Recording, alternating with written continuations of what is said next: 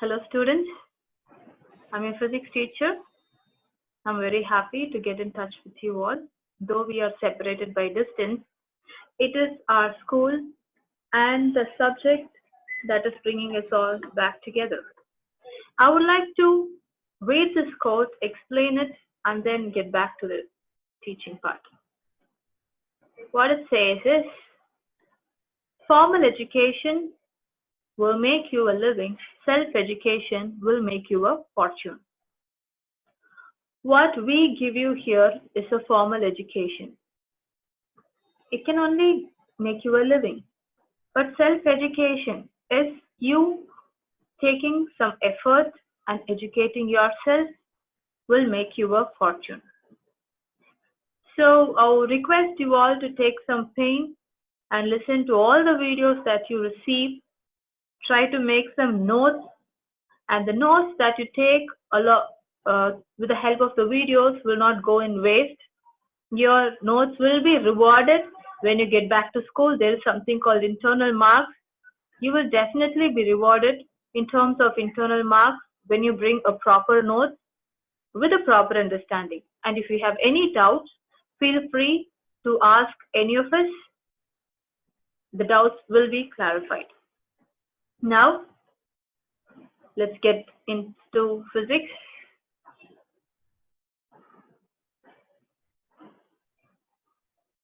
Okay. Similar to your 11th standard, your 12th standard physics book is also in two parts, volume 1 and 2. And these are the 5 chapters that are in volume 1. And out of these 5, the first 4 chapters involve lot of equations. And I believe that it would be easy to understand these when we have a face-to-face connection.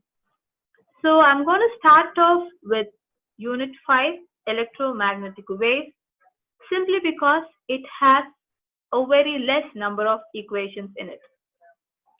In this 5th chapter, electromagnetic waves, we will be discussing about Maxwell equation, Ampere's circuital law, about current, and mostly about electromagnetic waves, Hertz experiment, the properties and the sources of electromagnetic waves, and electromagnetic spectrum.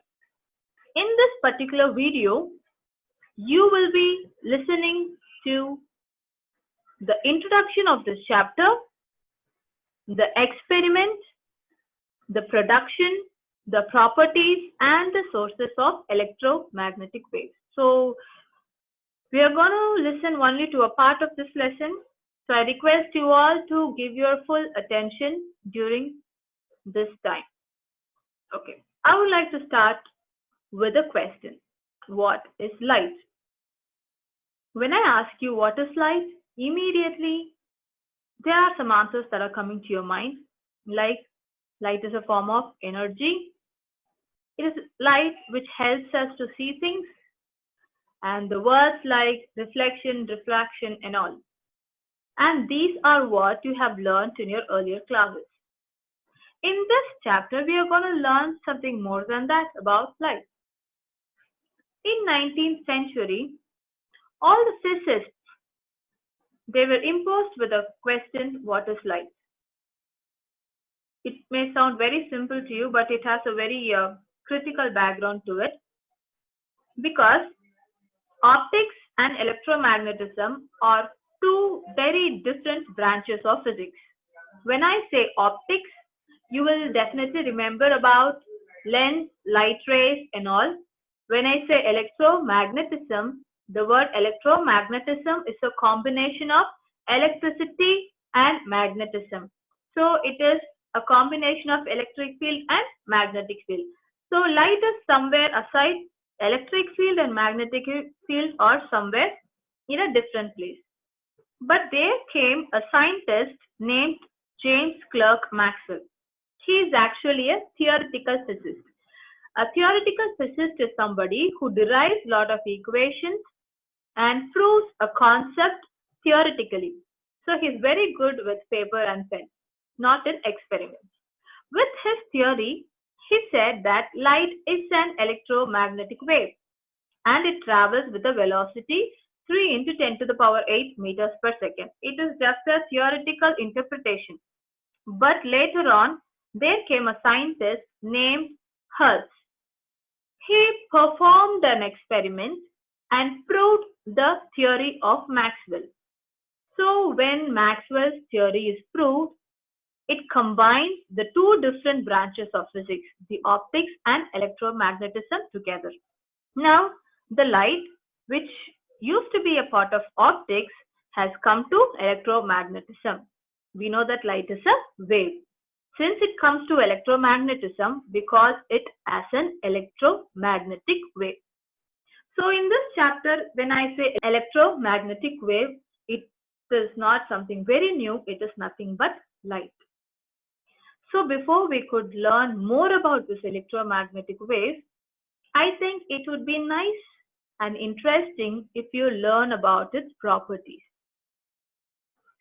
So here, as you can look at the small pictures that are in the slide, most of the pictures are wires, radios, television, mobiles, antenna, satellite and all.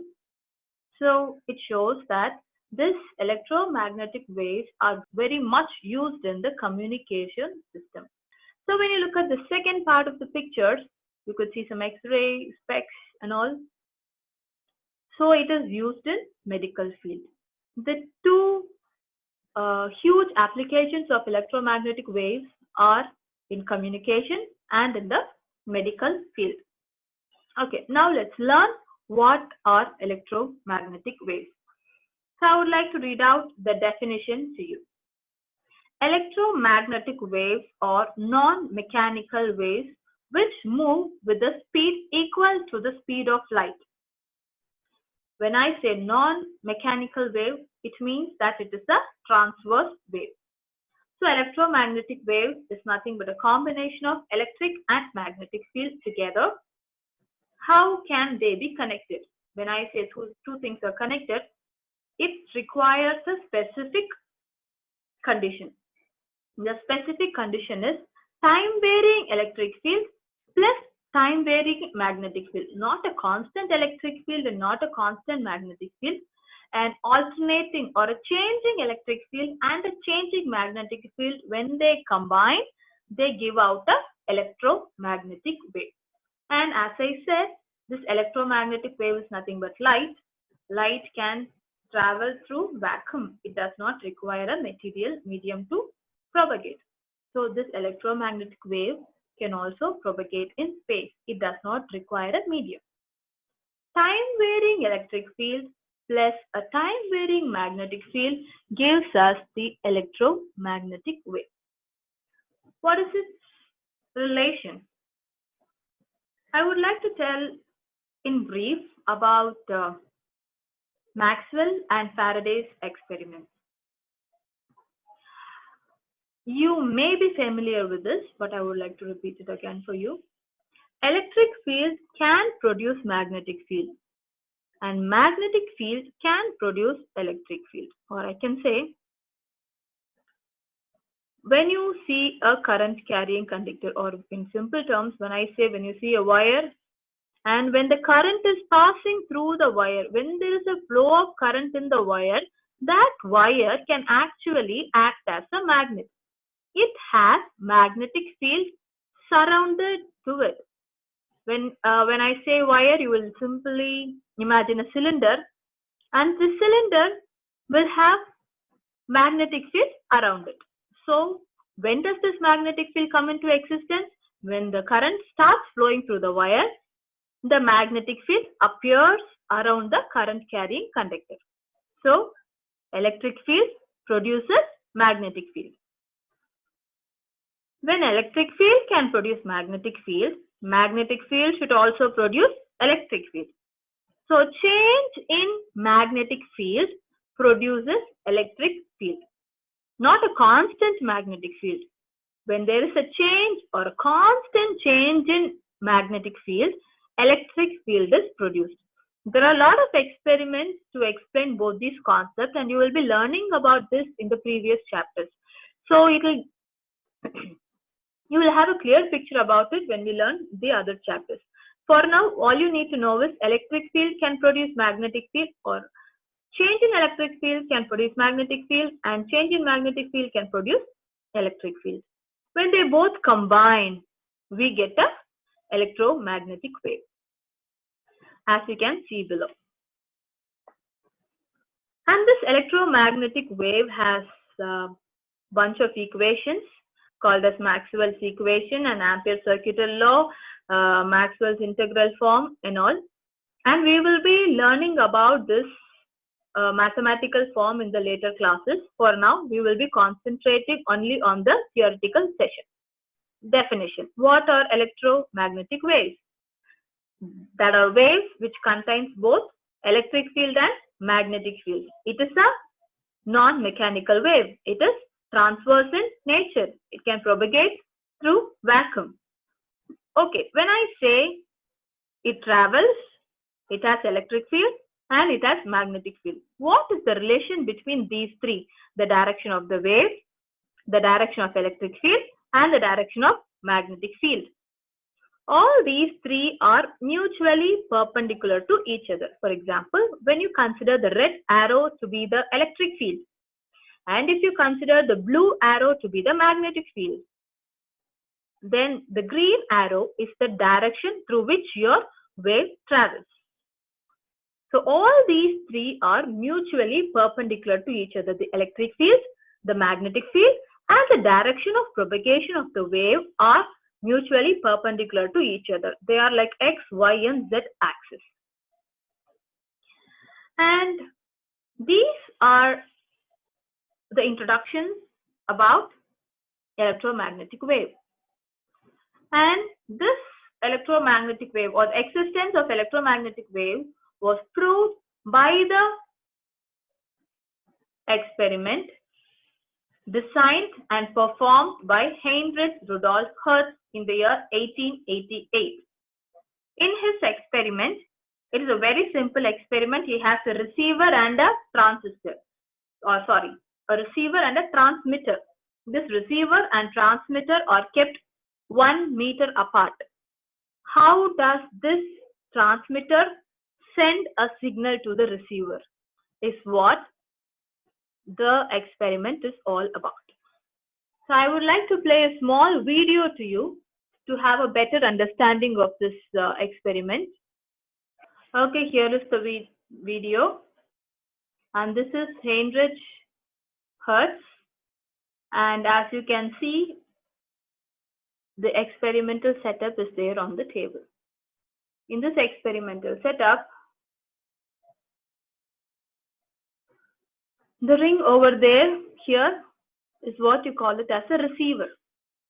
You have two huge spherical balls, one here and the other here. These spherical balls are called as the capacitors. And these two small spherical balls, which are quite close to each other, is what we are going to call as transmitters. This transmitter is connected to a high voltage battery with the help of a wire. As you can see, a high voltage is given to the transmitter. Why? Because only when you give a high voltage, what happens is the air between the two small spheres will get ionized. So when the air between the two small spheres get ionized, it will produce a spark. Okay, now this produces a spark. And this spark has to be transmitted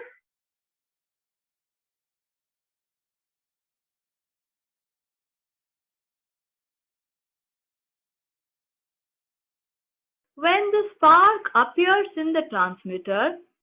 There is a spark seen in the receiver as well. Though they are 1 meter apart and there is no actual connection between them, how did this happen? How can a spark from the transmitter come to a receiver? The only answer is there is some wave that is traveling from the transmitter to the receiver, and they named this wave as the electromagnetic wave. And this wave produces a spark and shows the existence of the electromagnetic wave. When the angle between this transmitter and the receiver was altered, if it is turned to, if they are kept parallel to each other or made some other arrangement to different angles, the spark was not detected. This is the only position in which the spark was identified.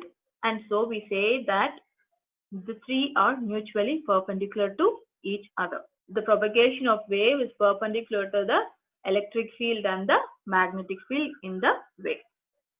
And Hertz also found that this particular wave would be a radio wave, and he calculated its velocity to be 3 into 10 to the power meter per second. So now everything comes to that of light.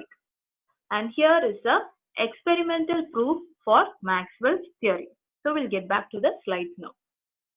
Okay, now I believe you would have understand about Hertz experiment. It is a simple way to prove the Maxwell's theory, which is nothing but the existence of electromagnetic waves and its velocity. Now let's move on to the properties of the electromagnetic wave. The electromagnetic waves have several important properties. Make note of this and try to learn it well, because it is everything that is discussed here in this video are considered to be important questions in this chapter. Properties. When I say property, initially, how is it produced? Where does it come from is also a property. So this electromagnetic waves are always produced from accelerated charges. We know that it is transverse in nature, and we know that it is a combination of electric field and magnetic field, and all the three are perpendicular to each other. But who is the source? The source is the accelerated charges. And we know its velocity, and we know that it does not require a material medium to travel. It can travel through space. The rate of flow of energy crossing a unit area is known as an Poynting vector for electromagnetic waves. So when I say Poynting vector, a Poynting vector is nothing but the rate of flow of energy per unit area. The unit for Poynting vector is Weber per meter square. The Poynting vector at any point gives the direction of energy transport from that point. So whenever we say energy, a wave consists of energy, and there is a transfer of energy taking place in a wave. This Poynting vector gives the direction of energy transport from a particular point. Electromagnetic waves are not deflected by electric field or magnetic field. As you can see in the picture nearby, there is a blue line. The blue line goes straight. If I happen to apply some field, electric field or magnetic field, if it changes its path, if it goes towards right or if it goes towards left, then you call that as a deflection. This electromagnetic wave cannot be deflected by applying magnetic field or by applying electric field. As we know, these electromagnetic waves are more like light. So they can actually undergo all the properties of light, like interference, diffraction, and they can also be polarized. And coming to the word intensity, the energy crossing per unit area, per unit time, and perpendicular to the direction of propagation of the electromagnetic wave is called as the intensity. It is the definition. And the formula says, intensity is nothing but the total electromagnetic energy divided by its surface area and time. Or in other words, you can say intensity is nothing but power over surface area. When I say intensity is nothing but the brightness of that particular light. When you have a 60 watts bulb and a 100 watts bulb, you say that 100 watts is brighter, which means its intensity is more. The energy crossing per unit area per unit time, and perpendicular to the direction of the electromagnetic wave is more in the case of a 100-watt bulb when compared to a 60-watt bulb. We know that a wave carries energy. This electromagnetic wave not only carries energy, it also carries momentum and angular momentum. So that is all about the properties of electromagnetic wave. Now coming to the source of electromagnetic wave. When I was explaining you about the properties, I said, where does it come from or who produces electromagnetic waves? Electromagnetic waves are produced by the accelerated particles. When I say acceleration, it means that particle is not at rest and the particle is not moving with a uniform velocity. A single charge, when it is at rest, it can only produce electric field. And this single charge, when it is moving in a uniform electric field, it only produces current. Okay, charge at rest gives electric field. When the charge is moving in a uniform velocity, it produces a steady current. When this particle is accelerated or when it is moving in a non-uniform velocity, this particle along with the current also produces a magnetic field. As I said, every current carrying conductor can produce a magnetic field, altering current. So when this particle which is moving in a non-uniform velocity produces current and it also produces a magnetic field. So here we come to a combination of electric field and magnetic field, which is nothing but our electromagnetic wave. Since the electromagnetic wave are transverse in nature, the direction of propagation of electromagnetic wave is perpendicular to the electric field and the magnetic field. So one way through which an electromagnetic wave is produced is by the accelerated charges. And the other way through which this electromagnetic waves are produced is through the oscillatory motion. Oscillatory motion is also an accelerated motion. So when a charge oscillates about their mean position, then it produces an electromagnetic wave. So there has to be an accelerated charge or there has to be an oscillation to produce an electromagnetic wave.